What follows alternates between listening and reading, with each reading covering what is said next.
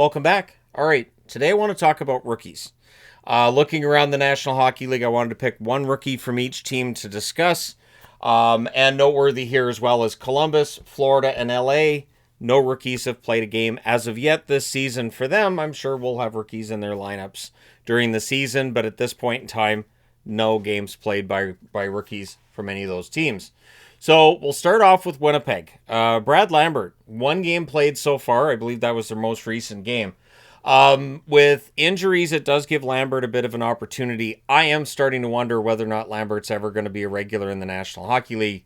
It is still possible, absolutely, but there's been that split with Lambert, some believing he'll be a very good NHLer and some who believe he's just not going to be able to make it in the NHL. So it's still very early, of course, in his career, but that question's still out there. Seneca in Anaheim, making them look good for drafting him when they did. 6 games, 3 goals, 2 assists, 5 points so far for Seneca. He's been impressive on an Anaheim team that has looked pretty good this year, comparatively speaking, especially with the last 5 years, the starts they've had. So, yeah, Seneca, one of those good young players with the Anaheim Ducks to keep an eye on. For Washington, Ryan Leonard, 7 games played. He's got 3 goals thus far. He's been prominent. I do expect his points per game to go up as the season goes along. One thing to keep in mind with rookies is once you get around that 50 game mark, there are some rookies that do drop off scoring wise.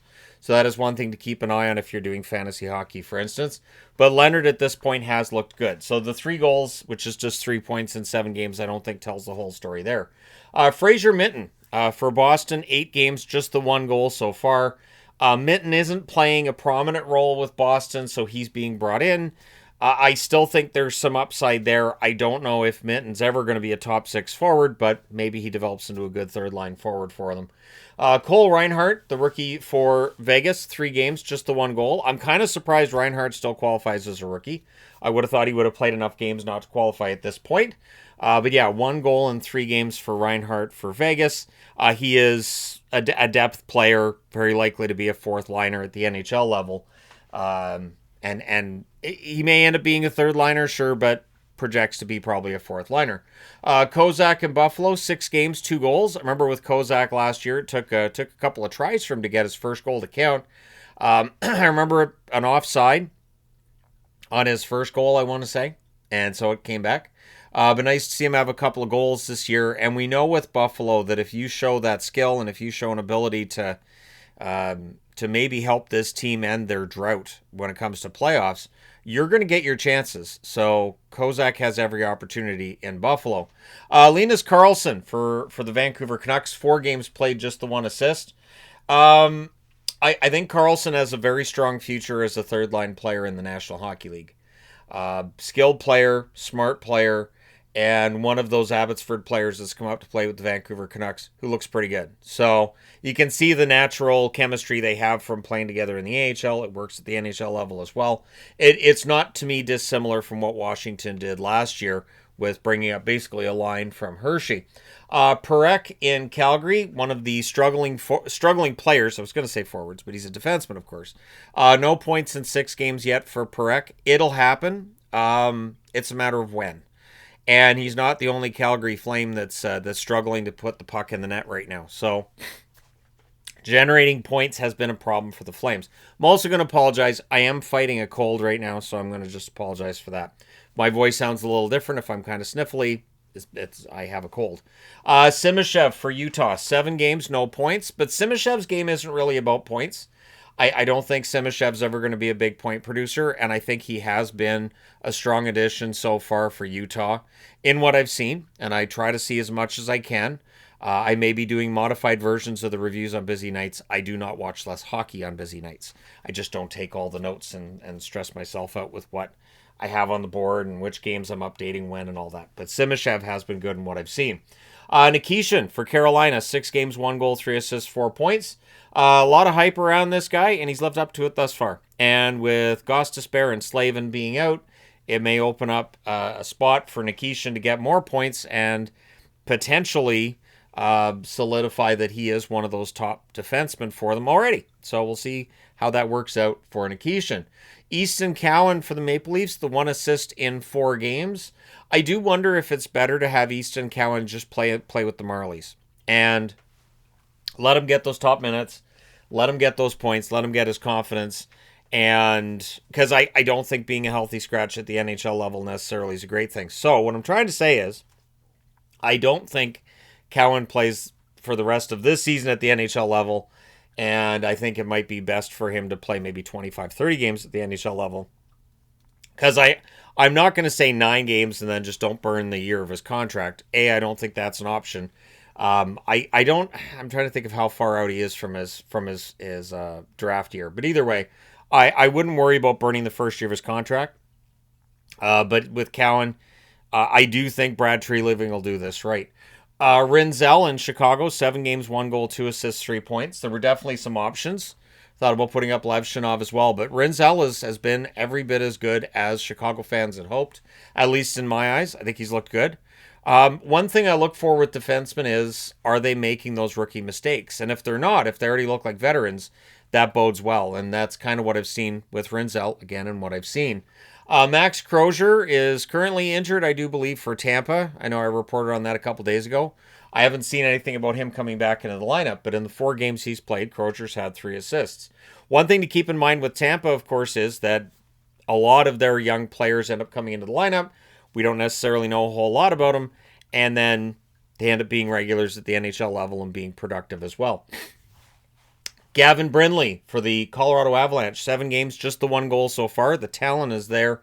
Colorado also has a ton of depth.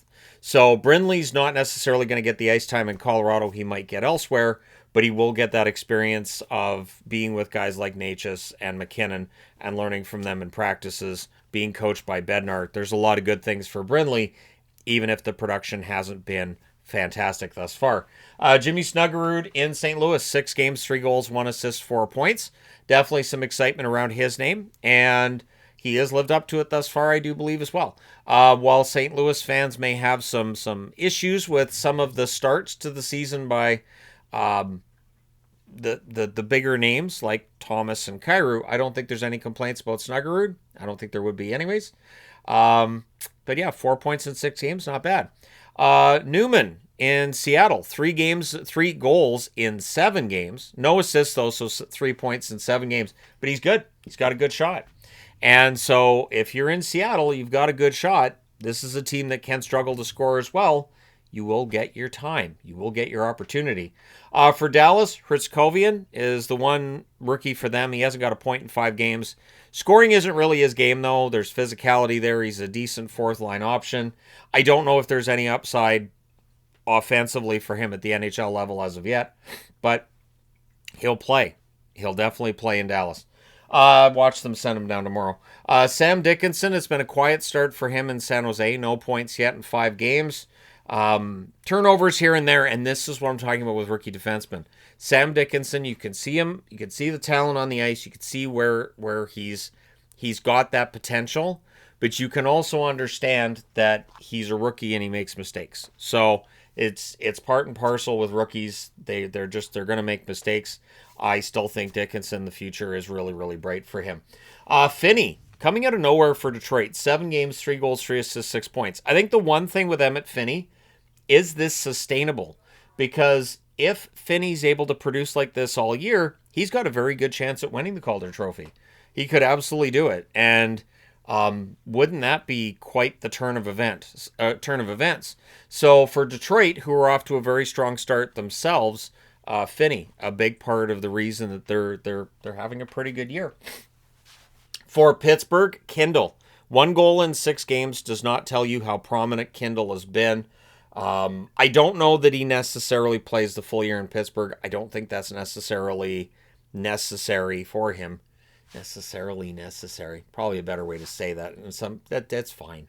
But Kindle is a very talented player, has a very, very, very, very bright future. So whether he stays with Pittsburgh or not, I think he's already shown that they made the right pick in picking him.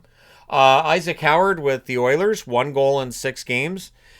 We'll see if the puck starts going in a little more regularly now. Of course, they host Montreal tonight as I'm recording this. But Isaac Howard does have the talent. He does have the effort as well. I think the numbers will show up for him. I think because the Oilers do need that scoring on the wing, and he's a young forward that's got that potential, he'll get every opportunity.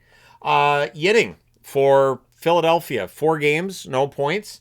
I have had no reason to talk about Yinning in reviews at this point, but I will say this: I think he's been good. I think Yinning's been good for Philadelphia in what I've seen of him so far.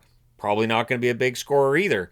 This is where people get thrown off when I talk about favorite players, because I'll have to mention depth players and defensive defensemen. That's kind of why, because people aren't talking about them. I notice they're good, and then that's when I become a fan. Or I'm like, you know what? I like that guy. I know everybody likes the big star players, but I like what that guy does. So Yinning has that potential for me.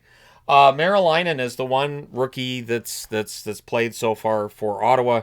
0-1, of course, 731 save percentage, just the one appearance. Ottawa's goaltending has been a reason for concern early in the season. Marilainen did not have a good game, but it is just the one game. He played well last season. The one thing I do wonder with Marilainen is it's still a small sample size. Does he have upside where he could become a starter at a later date? Is he just going to be a backup at the NHL level? It is, of course, when you're talking about a rookie, far too early to necessarily know one way or the other. I'm really hoping that he starts looking like the Marilainen we saw last season, and that the game that he had at the start of the year, we'll just talk about how that was his bad game, and he was fine the rest of the way. For the Rangers, Laba, 2 assists in 8 games, hard worker, and wasn't expected to be on the roster coming out of training camp. So nothing but respect for Laba, who looked good in the preseason, and I think that solid preseason won him a job in the regular season, which it should do. It will be interesting to see how that changes next year when we only have basically 1 week of preseason, and then you go right into the regular season. Boehm for Minnesota has lived up to expectations. 8 games, 1 goal, 5 assists, 6 points.